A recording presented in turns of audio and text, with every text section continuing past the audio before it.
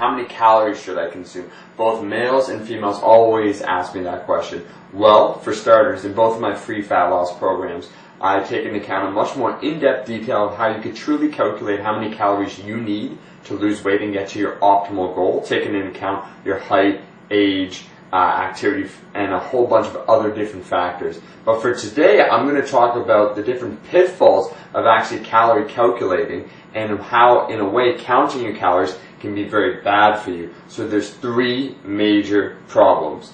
And the problems are, and be careful that you don't commit these, is that one, calorie calculating or counting is a poor estimator. Two, you focus on quantity instead of quality of calories. And three, you don't see the forest from the trees. Let's get into each of those. Very hard to predict.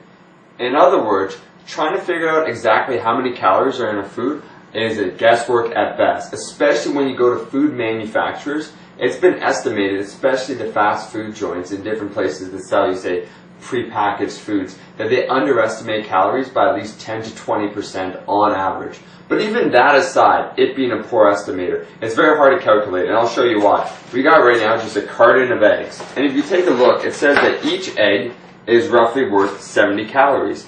However, if you pick any two eggs, you'll notice that one is clearly always bigger than the other. Each one, in other words, isn't 70 calories. They have different yolk sizes. So let's say it's off even by 10 calories, okay, each egg. Let's say, give or take 10 calories. Well, if you're eating 4 eggs a day, that could be 40 calories. Or, if you're trying to eat lemons, and you buy lemons, and one looks like this guy, one looks like this guy, this can be a problem with time. Another big fault is that when you're measuring, and I have a kitchen scale, if you want to be really anal about, say, measuring meat or nuts or things that are higher calorie to get a specific amount, it could even be off the calibration. But with stuff like peanut butter, if when you measure it and it's between 15 and 16 grams, that could be another difference of 10 calories. All said and done, your daily calories truly can fluctuate between what you think they are, between about 200 to 400 calories either way. So even trying to be super anal, you could be 110% correct. And that's assuming that you only eat whole foods and you only record what you truly eat. It could be a big problem when you add it up over time, especially when you consider the fact that if you eat just over 100 additional calories apparently a day, you can stand to gain 10 pounds of fat throughout a whole year. So clearly, if you have your calculations off, even by a small margin, you're screwed.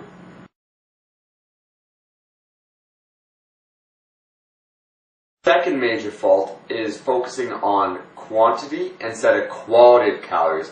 And what I mean by that is that when you focus on the quantity, you don't pay attention to what goes inside it. Meaning all those 0-calorie sweeteners, all those, say, protein bars with those artificial sugars and things added into them that don't count towards calories are actually detrimental not only for your health, but towards your physique goals. Remember, I'll give you a perfect example. 100 calories of raw sugar, that in this case is raw honey, is not the exact same as chicken breast, 100 calories of chicken breast. And boy, do I love my chicken breast. It's because it's always about the quality of the calories. Different types of calories produce different effects on your body. Eating 500 calories worth of cheeseburgers is definitely not going to count the same towards 500 calories of chicken breast. You could get away with eating a lot higher quality, more calories, rather than focusing on counting the quantity of calories. That's why you could eat, let's say, 1,000 calories of pure sugar and you'll not lose weight, and you could eat 2,000 calories of chicken breast and lose weight. It's because each calorie actually produces a different effect on your body. Which brings me to my last point. What I want to bring up is always how people tend to focus on the small, inconsequential ideas rather than the big, important things. In other words, if you're spending your time counting calories instead of exercising, de-stressing yourself out, and making sure that you're doing everything surrounding you for success, i.e. getting your environment in a positive setting, getting the right people, and all the different things, and you're spending your time calculating calories, it doesn't matter how many calories you calculate, you will not lose weight if you're not exercising.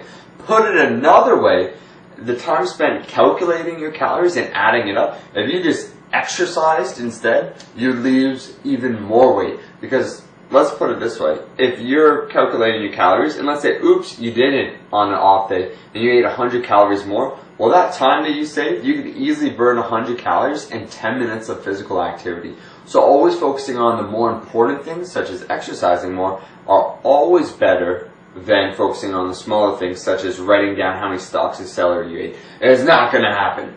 Now, let's wrap it all up, Skippy, into a nice little bow tie. The clients in awesome shape. I've trained people in the extreme, very lean, i.e. figure competitors for figure competitions. Now the difference with them when they train is for a lot of them actually didn't even have to calculate their calories at all, and they got super lean. How? Because they focused on high quality ingredients and they focused on whole foods and exercise. They focused on what's important. With that being said, if you find you have no idea how many calories you're eating and you have no idea how many calories are in an egg or anything that you eat and you think you might be overeating, that's a good idea to start initially tracking your calories to find out a ballpark figure. But when you become accustomed to it, it's not necessary. And I deal with all that with the free fat loss programs that I have. Now, just to summarize, you want to focus on quality. You want to focus on not estimating, going for really high quality, real whole foods, and focusing on what's important towards your weight loss goal. And that is what should count. And that, kids, is a special thing. Until next time, Chef Buff.